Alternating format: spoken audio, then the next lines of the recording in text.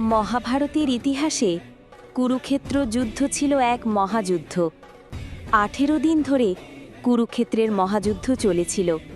অবশেষে 18 দিন পর এই যুদ্ধ সমাপ্ত হয়েছিল। যুদ্ধ সমাপ্ত হবার পর শ্রীকৃষ্ণ এবং অর্জুন রথ থেকে নেমে গেলেন। তারা দুইজন নামা মাত্র রথটি আগুনে পুড়ে ছাড়খাড় হয়ে গেল। অর্জুন তখন অবাক হয়ে ভাবলেন, এই আগুন আসলো কোথা থেকে? আর 18 দিন ধরে যুদ্ধ করার পরেও রথটির কোনো অংশের ক্ষতি হয়নি। তাহলে তারা নামার পরেই কেন রথটি পুড়ে গেল?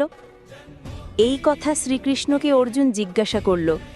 তখন ভগবান শ্রীকৃষ্ণ হাস্য মুখে অর্জুনকে বললেন, হে অর্জুন, যেই রথ দ্বারা আমার যুদ্ধ শেষ হয়ে যায় সেই রথ তো এভাবেই পুড়ে ছারখার হয়ে যায়।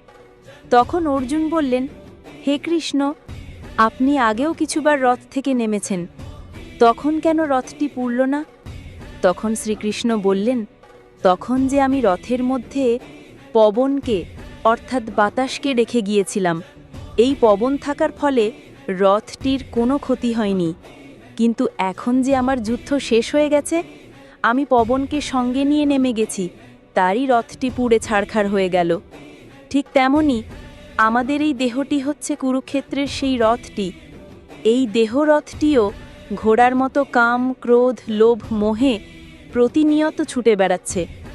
আর সেই পরম পুরুষ ভগবান শ্রীকৃষ্ণই আমাদের দেহে আত্মারূপে বিরাজ করছেন সারথি হয়ে। আর আমরাও প্রতিদিন এই দেহরথটির মাধ্যমে সংসারে কুরুক্ষেত্রের যুদ্ধের মতো বিভিন্ন যুদ্ধ করে যাচ্ছি।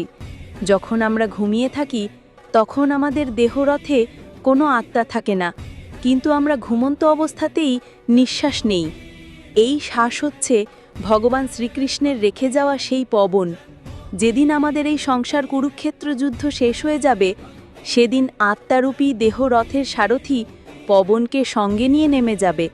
সেদিন আমাদের এই সাধের সুসজ্জিত দেহরথটিও আগুনে পুড়ে ছারখার হয়ে যাবে। তাই আমাদের সকলের উচিত এই তুচ্ছ দেহের মায়া ছেড়ে ভগবানকে স্মরণ করা। জয় শ্রীকৃষ্ণ।